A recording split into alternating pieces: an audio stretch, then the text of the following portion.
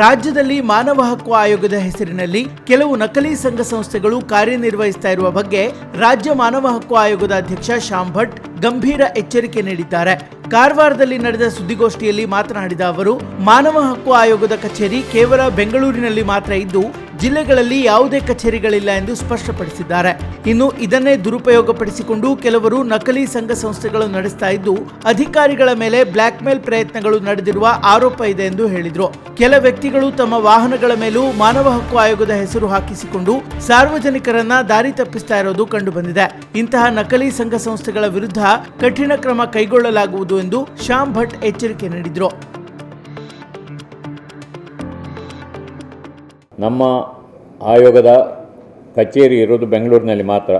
ಜಿಲ್ಲಾ ಮಟ್ಟದಲ್ಲಿ ನಮ್ಮ ಆಯೋಗದಕ್ಕೆ ಯಾವುದೇ ಕಚೇರಿಗಳು ಇರುವುದಿಲ್ಲ ಅಥವಾ ನಮ್ಮಿಂದ ಎಪ್ರೂವ್ ಆದಂಥ ಯಾವುದೇ ಸಂಘ ಸಂಸ್ಥೆಗಳು ಅಂತ ಇರುವುದಿಲ್ಲ. ಆದಾಗ್ಯೂ ಕೆಲವು ಸಂಘ ಸಂಸ್ಥೆಗಳು ರಾಜ್ಯ ಮಾನವ ಹಕ್ಕುಗಳ ಪರಿಷತ್ತು, ರಾಷ್ಟ್ರ ಮಾನವ ಹಕ್ಕುಗಳ ರಾಷ್ಟ್ರ ಮಾನವ ಹಕ್ಕುಗಳ ಆಯೋಗ ಅಂತಲೇ ಹಾಕ್ತಾರೆ, ಕೆಲವರು ಪರಿಷತ್ತು ಅಂತ ಹಾಕ್ತಾರೆ, ಅಥವಾ ಮಾನವ ಹಕ್ಕುಗಳ ಸಂರಕ್ಷಣಾ ವೇದಿಕೆ ಅಂತ ಹಾಕ್ತಾರೆ. ಈ ರೀತಿ ಒಂದು ನಮ್ಮ ಆಯೋಗದ ಹೆಸರನ್ನು ಹೋಲುವಂಥ ಹೆಸರುಗಳನ್ನು ಇಟ್ಟುಕೊಂಡು ಕೆಲವು ಸಂಘ ಸಂಸ್ಥೆಗಳು ಜಿಲ್ಲೆಗಳಲ್ಲಿ ಕಾರ್ಯನಿರ್ವಹಿಸ್ತಾ ಇದೆ. ಇದು ಕೆಲವು ಫೇಕ್ ಸಂಸ್ಥೆಗಳು ಇದೆ, ಕೆಲವು ಸರಿಯಾದ ಸಂಸ್ಥೆಗಳಿರ್ಬೋದು. ಸರಿಯಾದ ಉದ್ದೇಶಕ್ಕೆ ಅವರು ಬಂದು ದೂರುಗಳನ್ನು ಕೊಟ್ಟರೆ ಅದನ್ನು ಅಧಿಕಾರಿಗಳು ಪರಿಶೀಲಿಸ್ತಾರೆ ಮತ್ತು ಕ್ರಮ ತೆಗೆದುಕೊಳ್ತಾರೆ. ಆದರೆ ಕೆಲವು ಸಂದರ್ಭದಲ್ಲಿ ಅಧಿಕಾರಿಗಳನ್ನು ಬ್ಲ್ಯಾಕ್ ಮೇಲ್ ಮಾಡಲಿಕ್ಕೆ ಕೂಡ ಇಂಥ ಸಂಘ ಸಂಸ್ಥೆಗಳು ಮುಂದೆ ಬಂದದ್ದು ನಮ್ಮ ಆಯೋಗಕ್ಕೆ ದೂರುಗಳು ಬಂದಿದೆ. ಅದರ ಬಗ್ಗೆ ನಾವು ಕ್ರಮವನ್ನು ತೆಗೆದುಕೊಳ್ತಾ ಇದ್ದೇವೆ.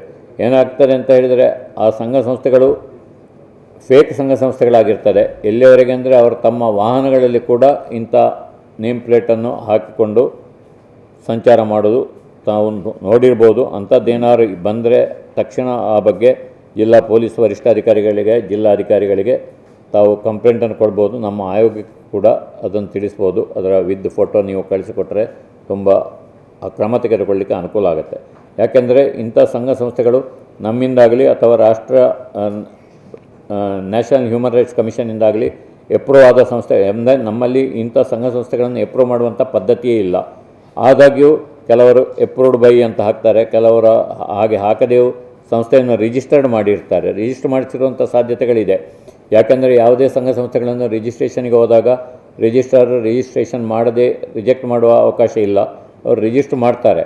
ಆದರೆ ರಿಜಿಸ್ಟರ್ ಆದ ಸಂಸ್ಥೆಗಳು ಆ ರಿಜಿಸ್ಟ್ರೇಷನ್ನಲ್ಲಿ ಏನು ಷರತ್ತುಗಳನ್ನು ಹಾಕಿದ್ದಾರೆ ಅದನ್ನು ಪಾಲಿಸಿರುವುದಿಲ್ಲ. ಅವರ ಆಡಿಟ್ ರಿಪೋರ್ಟನ್ನು ರಿಜಿಸ್ಟ್ರಾರಿಗೆ ಕಳಿಸಿಕೊಡಬೇಕು ಅಂತ ಇದೆ, ಅದನ್ನು ಮಾಡಿರುವುದಿಲ್ಲ.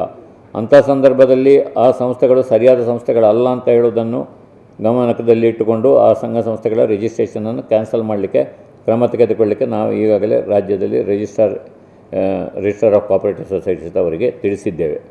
ಅದು ಕ್ರಮ ಆಗ್ತಾ ಇದೆ. ತಾವು ಕೂಡ ಅಂಥ ಪ್ರಕರಣಗಳ ಗಮನಕ್ಕೆ ಬಂದರೆ ದಯವಿಟ್ಟು ಅದನ್ನು ಪೊಲೀಸ್ ವರಿಷ್ಠಾಧಿಕಾರಿಗಳಿಗಾಗಲಿ, ಜಿಲ್ಲಾಧಿಕಾರಿಗಳಾಗಲಿ ಅಥವಾ ನಮಗೆ ತಿಳಿಸಬೇಕು ಅಂತ ತಮ್ಮಲ್ಲಿ ಕೋರ್ತೇನೆ.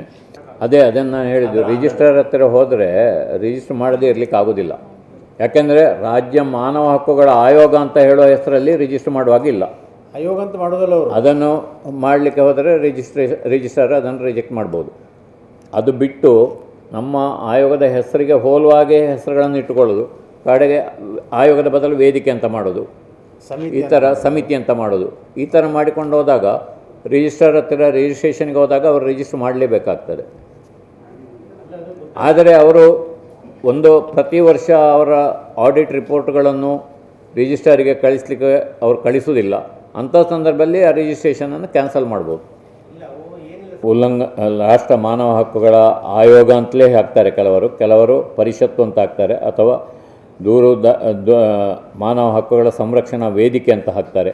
ಈ ರೀತಿ ನಮ್ಮ ಆಯೋಗದ ಹೆಸರನ್ನು ಹೋಲುವಂಥ ಹೆಸರುಗಳನ್ನು ಇಟ್ಟುಕೊಂಡು ಕೆಲವು ಸಂಘ ಸಂಸ್ಥೆಗಳು ಜಿಲ್ಲೆಗಳಲ್ಲಿ ಕಾರ್ಯನಿರ್ವಹಿಸ್ತಾ ಇದೆ. ಇದು ಕೆಲವು ಫೇಕ್ ಸಂಸ್ಥೆಗಳು ಇದೆ, ಕೆಲವು ಸರಿಯಾದ ಸಂಸ್ಥೆಗಳಿರ್ಬೋದು. ಸರಿಯಾದ ಉದ್ದೇಶಕ್ಕೆ ಅವರು ಬಂದು ದೂರುಗಳನ್ನು ಕೊಟ್ಟರೆ ಅದನ್ನು ಅಧಿಕಾರಿಗಳು ಪರಿಶೀಲಿಸ್ತಾರೆ ಮತ್ತು ಕ್ರಮ ತೆಗೆದುಕೊಳ್ತಾರೆ.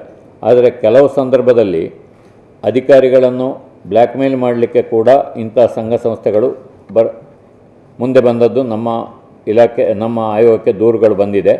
ಅದರ ಬಗ್ಗೆ ನಾವು ಕ್ರಮವನ್ನು ತೆಗೆದುಕೊಳ್ತಾ ಇದ್ದೇವೆ. ಏನಾಗ್ತದೆ ಅಂತ ಹೇಳಿದರೆ, ಆ ಸಂಘ ಸಂಸ್ಥೆಗಳು ಫೇಕ್ ಸಂಘ ಸಂಸ್ಥೆಗಳಾಗಿರ್ತದೆ. ಎಲ್ಲಿವರೆಗೆ ಅಂದರೆ ಅವರು ತಮ್ಮ ವಾಹನಗಳಲ್ಲಿ ಕೂಡ ಇಂಥ ನೇಮ್ ಪ್ಲೇಟನ್ನು ಹಾಕಿಕೊಂಡು ಸಂಚಾರ ಮಾಡೋದು ತಾವು ನೋಡಿರ್ಬೋದು. ಅಂಥದ್ದೇನಾದ್ರು ಬಂದರೆ ತಕ್ಷಣ ಆ ಬಗ್ಗೆ ಜಿಲ್ಲಾ ಪೊಲೀಸ್ ವರಿಷ್ಠಾಧಿಕಾರಿಗಳಿಗೆ, ಜಿಲ್ಲಾಧಿಕಾರಿಗಳಿಗೆ ತಾವು ಕಂಪ್ಲೇಂಟನ್ನು ಕೊಡ್ಬೋದು. ನಮ್ಮ ಆಯೋಗಕ್ಕೆ ಕೂಡ ಅದನ್ನು ತಿಳಿಸ್ಬೋದು. ಅದರ ವಿದ್ ಫೋಟೋ ನೀವು ಕಳಿಸಿಕೊಟ್ರೆ ತುಂಬ ಕ್ರಮ ತೆಗೆದುಕೊಳ್ಳಲಿಕ್ಕೆ ಅನುಕೂಲ ಆಗುತ್ತೆ.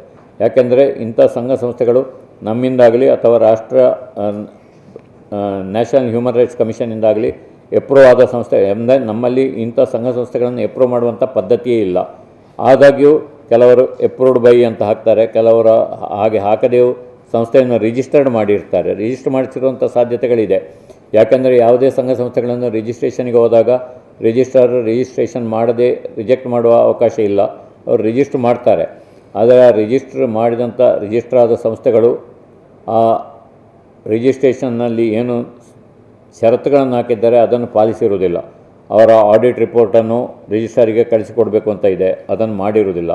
ಅಂಥ ಸಂದರ್ಭದಲ್ಲಿ ಆ ಸಂಸ್ಥೆಗಳು ಸರಿಯಾದ ಸಂಸ್ಥೆಗಳಲ್ಲ ಅಂತ ಹೇಳುವುದನ್ನು ಗಮನದಲ್ಲಿ ಇಟ್ಟುಕೊಂಡು ಆ ಸಂಘ ಸಂಸ್ಥೆಗಳ ರಿಜಿಸ್ಟ್ರೇಷನನ್ನು ಕ್ಯಾನ್ಸಲ್ ಮಾಡಲಿಕ್ಕೆ ಕ್ರಮ ತೆಗೆದುಕೊಳ್ಳಲಿಕ್ಕೆ ನಾವು ಈಗಾಗಲೇ ರಾಜ್ಯದಲ್ಲಿ ರಿಜಿಸ್ಟರ್ ಆಫ್ ಕೋಆಪರೇಟಿವ್ ಸೊಸೈಟೀಸ್ ಅವರಿಗೆ ತಿಳಿಸಿದ್ದೇವೆ.